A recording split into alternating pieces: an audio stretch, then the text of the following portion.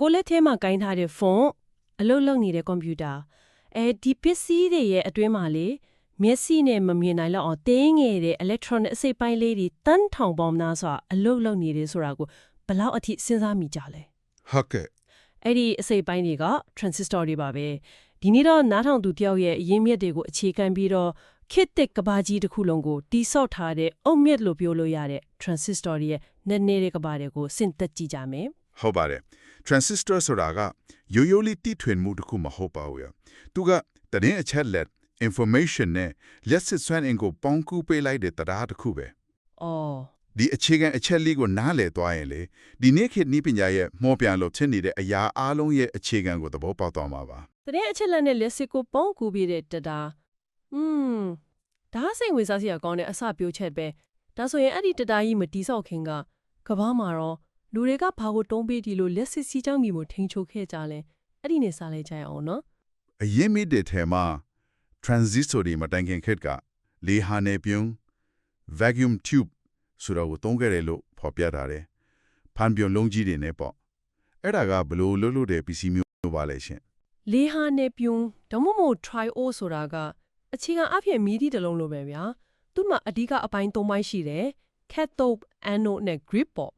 ဟုတ်ကဲ့ cathode ကိုအဖူဖေးလိုက်ရင် electron တွေထွက်လာတယ်အပေါင်းငုတ်ထည့်တဲ့ anode ကအဲ့ဒီအနုတ်တက်ဆောင်တဲ့ electron တွေကိုဆွဲငင်လိုက်တာအဲ့ဒီခါမှာလက်စစ်ပတ်လန်ကပြီးဆုံးသွားပြီလို့မီဒီလင်းလာတာပေါ့ဒါဆိုရင် electron တွေကလေဟာနယ်ထဲကိုဖြတ်ပြီးခုန်ကူးသွဲတဲ့သဘောမျိုးလားတိတိကျကျပါပဲဒါပေမဲ့ဒီဖြစ်စဉ်ရဲ့အဓိကတော့ချက်ကဂျားထဲမှာရှိတဲ့ grid ဆိုတဲ့စံကားလိုအပိုင်းလေးပါသူက electron စီးကြောင်းကိုထိန်းချုပ်ပေးတဲ့တခါပေါက်ပဲ။အော်ထိန်းချုပ်ပေးတဲ့တခါပေါက်ဟုတ်ကဲ့ grid ကိုအပေါင်းဖို့အားနည်းနည်းလေးပေးလိုက်ရင်သူက electron တွေကို anode စီရောက်အောင်ပို့ပြီးကူညီဆွဲပေးတယ်လို့ဖြစ်ပြီးမြည်သည့်ပူလင်းလာမယ်။ဒါပေမဲ့ grid ကို anode ဖို့အားပေးလိုက်ရင်တော့ anode အချင်းချင်းတွန်းကန်တဲ့အတွက် electron တွေလုံးဝဖြတ်ကူလို့မရတော့ဘူး။မြည်သည့်လည်းငိမ့်သွားရော။အော်ဒီဖွင့်တာနဲ့ပိတ်တာလင်းတာနဲ့ငိမ့်တာကပဲကွန်ပျူတာရဲ့အခြေခံဘာသာစကားဖြစ်တဲ့0နဲ့1ကိုဖြစ်လာစေလေအခြေခံအုတ်မြစ်ပေါ့နော်ဟုတ်ပါတယ်ပိတ် off ကို0ဖွင့် on ကို1အဖြစ်သတ်မှတ်ပြီးတော့ binary စနစ်ကိုတိစောက်ခဲ့တာပါဒါပေမဲ့လေအားနဲ့ပြန်နေမှာကြီးမားတဲ့ပြဿနာတွေရှိနေခဲ့တယ်ဟုတ်ကဲ့အရင်မြင့်မှာပါတဲ့ဥပမာတစ်ခုကကမ္ဘာပထမဆုံး electronic computer ENIAC ပါသူက400နဲ့ပြုံပေါင်း18000ကျော်ကိုသုံးထားပြီးတော့အလေးချိန်ကတန်30ကျော်ရှိခဲ့တယ်ဗျတန်30ဆိုတာအိမ်တလုံးစာလောက်နီးနီးပဲပြီးတော့အဲ့ဒီပြုံတွေကမီဒီလိုပဲဆိုတော့အပူတွေအများကြီးထွက်မှာတယ်တင်စင်ထိမ့်သိမ်းရတာလည်းတော်တော်လက်ဝတ်မှာပဲနော်အဲ့ဒါအဓိကပြဿနာပဲစွန့်ရင်အလွန်ကျွံသုံးရတယ်အမြဲတမ်းပူနေတယ်ပြီးတော့မကြာခဏပြုံနေလောင်ပြီးလဲပေးနေရတယ်ဆိုတော့ပိုသေးပိုမြန်ပိုစိတ်ချရပြီးစွန့်ရင်အသုံးနဲ့တဲ့အစားထိုးပစ္စည်းတစ်ခုကိုမဖြစ်မနေရှာဖွေဖို့လိုအပ်လာခဲ့တာပါတီတော့အားနေချက်တွေကနေပဲ transistor ဆိုတာမွေးဖွားလာခဲ့တာပေါ့ဒါဆိုရင်အဲ့ဒီဖန်ပြုံလုံးအကြီးကြီးတွေကိုအစားထိုးလိုက်တဲ့ transistor ဆိုတာအတိအကျပါလေရှင် transistor ဆိုတာကအခြေခံအားဖြင့် semiconductor လို့ခေါ်တဲ့ အော်တာလက်ကူပစ္စည်းနဲ့ပြုလုပ်ထားတာ semiconductor ဆိုတဲ့ပစ္စည်းရဲ့သဘာဝကတိတ်ထူးခြားတယ်ဗျဘယ်လိုမျိုးလဲသူကရှက်ကူပစ္စည်းကုံဖြစ်တဲ့ဂျင်းနီလို့လေရှက်စစ်အကုန်စီခွင့်မပေးဘူးရှက်ကပစ္စည်းဖြစ်တဲ့ရပါလို့လေလုံးဝတားမထားဘူးသူ့ကို demonstrate ပါတဲ့ပစ္စည်းတစ်ခုလို့မြင်လို့ရတယ်သူ့ကိုဖျက်ဆီးမဲ့ရှက်စစ်ပမာဏကိုကျွန်တော်တို့လိုသလိုထိန်းချုပ်လို့ရတယ်အဲ့ဒါသူ့ရဲ့ super power ပဲရှက်စစ်စီနှုံးကိုထိန်းချုပ်လို့ရတဲ့ demonstrate လို့ပစ္စည်းပေါ့စိတ်ဝင်စားစရာပဲအရင်မြစ်တီရိုက် BJT နဲ့ FET ဆိုပြီးမျိုးစားတွေရှိတယ်ဆိုပေမဲ့ဒီနေ့ကတော့ BJT ကိုအဓိကထားမယ်လို့ဆိုထားတယ်ဒီ BJT transistor ကအဓိကအားဖြင့်ဘာလုံးတစ်ခုကိုလုပ်ပေးနေတာလဲရှင်သူ့ရဲ့အဓိကလုပ်ဆောင်ရက်ကနှစ်ခုပဲရှိတယ်ဒါပေမဲ့အဲ့နှစ်ခုကကဘာကြီးကိုပြောင်းလဲပေးခဲ့တယ်ပရမတစ်ခုကအစောကလီဟာနဲ့ပြုံးလို့ပဲရှက်စစ်ခလုတ် switch အဖြစ်အလုပ်လုပ်တယ်ဖွင့်တယ်ပိတ်တယ်ဟုတ်ကဲ့ဒုတိယတစ်ခုကတော့အချက်ပြ line chipset amplifier အဖြစ်အလုပ်လုပ်တယ်အားလုံးနဲ့ရှက်စစ် signal လေးတစ်ခုကိုအစာပေါင်းများစွာအားကောင်းအောင်ချဲပေးနိုင်တယ်ဇေဝတ်ထဲမှာ transistor အကြီးအသေးပုံစံမျိုးစုံတွေ့ရတယ်လေသူတို့ရဲ့ကွာခြားချက်ကဘာပါလဲအဓိကကတော့သူတို့ရဲ့စွမ်းဆောင်ရည်နဲ့ခံနိုင်ရပါပဲ transistor တီးလေးတွေက volt အားနဲ့လျှက်စီးနည်းနည်းပဲခံနိုင်တယ်ချဲနိုင်စွမ်းနဲ့နဲတယ် transistor ကြီးတွေကတော့ volt အားနဲ့လျှက်စီးများများကိုခံနိုင်ပြီး ချန်နိုင်စွမ်းလဲပုံမြင့်တာပေါ့ဒါပေမဲ့အားနေချက်ကသူတို့ကအလို့များများလုံးရတော့အပူမြင်နေဒါကြောင့်သူ့ရဲ့နောက်ကျောဘက်မှာအပူရှော့ချဖို့ heat sink လို့ခေါ်တဲ့အလူမီနီယံအပူဆိုပြားတဲ့တက်စင်နိုင်အောင်တတ်တူပြားလေးတွေပါလာတတ်တယ်နောက်တစ်ခုကျွန်မသိချင်တာက transistor တစ်လုံးကိုကြည့်လိုက်ရင်သူ့ကိုယ်ပေါ်မှာစာတွေကဏ္ဍတွေရေးထားတယ်လीအဲ့ဒါတွေကဘာကိုတ်တွေလဲရှင်အဲ့ဒါကို part number လို့ခေါ်တာဗျာအဲ့ဒီ number က transistor တစ်လုံးရဲ့တန်ကောင်ဆက်ရင်းပဲတန်ကောင်ဆက်ရင်းဟုတ်တယ်အဲ့ဒီ number ကိုသုံးပြီး internet မှာသူ့ရဲ့ data sheet ကိုရှာလို့ရတယ် data sheet ဆိုတာကဒီ transistor ရဲ့အသေးစိတ်အချက်လက်အားလုံးပါတဲ့လက်ဆွဲစာအုပ်ပဲသူခံနိုင်တဲ့အများဆုံးပိုအားလက်စီသူ့ခြေထောက်တွေရဲ့နေရာချထားပုံ pin out အဆုံးပါတယ်ကျွန်တော်ဆိုအစိုးပိုင်းတုန်းက data sheet တေချာမကြည့်ပဲ pin out မှာတမီလို့ transistor တစ်တုပ်လုံးမီကိုထွက်ပြီးကျွမ်းတော့ခဲ့တယ်တော်တော်ဈေးကြီးတဲ့သင်ခန်းစာတစ်ခုပေါ့ဗျာဒါဆို data sheet တေချာမဖတ်ရင်အိတ်ပေါက်နိုင်တယ်ဆိုတဲ့တကူပေါ့သုံးပါပြီဒါဆိုရင်စိတ်ဝင်စားစရာအကောင်းဆုံးပိုင်းကိုရောက်လာပါပြီ transistor တစ်လုံးကတကယ်တမ်းဘယ်လိုအလုံးလို့တာလဲသူ့မှာခြေထောက်၃ချောင်းရှိတယ်လို့သိထားတယ် emitter base collector ဆိုပြီးတော့ဟုတ်ပါတယ်လွယ်လွယ်ကူကူမြင်အောင်ကြည့်အောင်ဗျာ collector C ကလျှစ်စီးတွေကိုစုဆောင်းတဲ့နေရာ emitter E ကလျှစ်စီးတွေထွက်သွားတဲ့နေရာလို့မှတ်ထားလိုက်ပါသူတို့နှစ်ခုကြားကလမ်းကြောင်းကအဓိကလမ်းမကြီးပဲဒါပေမဲ့ပုံမှန်အချိန်တွေမှာအဲ့ဒီလမ်းမကြီးကပိတ်ထားတယ်ဒါဆိုရင်အရေးကြီးဆုံးကအလဲက base ခြေထောက်ထိမယ်သူကအဲ့ဒီလမ်းမကြီးကိုဖွင့်ပေးတဲ့တကားဆောင်လားရှင်တိကျပါတယ်အ base ဆိုတာထိန်းချုပ်ရေးစခန်းပဲရေးမိတဲ့ကဥပမာကိုပဲပြန်သုံးရရင်မီဒီကလုံးကို transistor နဲ့ဆက်ထားတယ်ဆိုပါစို့ပုံမှန်မှာတော့မီဒီကပိတ်နေလိမ့်မယ်ဟုတ်ကဲ့ဘာလို့လဲဆိုတော့လမ်းမကြီးပိတ်ထားလို့မှန်ပါတယ် collector နဲ့ emitter ကြားကလမ်းမကြီးပိတ်ထားလို့ဒါပေမဲ့ base ခြေထောက်ကို volt 0.7 volts လောက်ရှိတဲ့ less တီးတီးလေးတစ်ခုပြလိုက်တာနဲ့ point ဆိုပြီး collector နဲ့ emitter ကြားကလမ်းမကြီးဟာခင်းလွှားပြီးလက်စီများကြီးဖြက်စီးတော့တာပဲမီဒီလည်းလင်းလာတော့တစိတ်လောက်ဒီအချက်ကကျမကိုတူတူအံ့ဩစေလေဆိုလိုတာကလက်နဲ့ထိစရာမလိုတဲ့ခလုတ်တစ်ခုကို less signal တီးတီးလေးနဲ့ထိန်းချုပ်လိုက်တာပေါ့အဲ့ဒီ signal တီးတီးလေးကဘယ်ကလာနိုင်လဲအဲ့ဒီနေရာမှာပဲနေပညာရဲ့အလားတရားကပေါ်လာတာ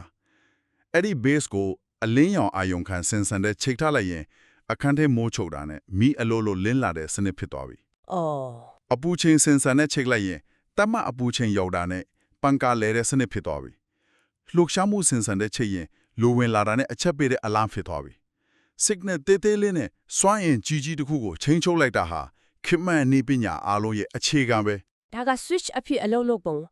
ဒါဆို amplifier အဖြစ်ချစ်ပြောက်လိုင်းချဲတယ်ဆိုတာကတော့ဘလို့အလုပ်လုပ်တာပါလဲ။အခြေခံကတူတူမဲလားရှင်။အခြေခံသဘောတရားကအတူတူပဲ။ base ကိုပေးလိုက်တဲ့ lessing နဲ့က collector emitter ကြားက lessing များကိုချိန်ချုပ်နိုင်တယ်ဆိုတဲ့အချက်ပါပဲ။ဥပမာ transistor တစ်လုံးရဲ့ချဲ့နိုင်စွမ်း gain ကအစတရားရှိတယ်ဆိုပါစို့။ဟုတ်ကဲ့။အဲ့ဒါကို beta tanto လို့ခေါ်တယ်။ base ကို1 milliamps လက်စီလေးပေးလိုက်တာနဲ့ collector emitter ကြားမှာ100 milliamps အစတရားရှိတဲ့လက်စီစီစဉ်တော်မယ်။ဒါဆိုရင်အားမငယ်တဲ့ microphone ကလာတဲ့ less signal တေးသေးလေးကို base ထဲထည့်ပေးလိုက်ရင် collector ကနေအစားရအားကောင်းတဲ့ signal ပြန်ထွက်လာပြီး speaker အကြီးကြီးကိုမောင်းနိုင်သေးဆိုတဲ့သဘောလားအဓိကပဲအဲ့ဒါအတန်ချက်ဆက်တည်းရဲ့အခြေခံနီးရမှာပဲလက်စီနဲ့လက်စီများပေါ်ထိန်းချုပ်နိုင်တဲ့စွမ်းရည်အဲ့ဒါ transistor ရဲ့အစွမ်းပဲ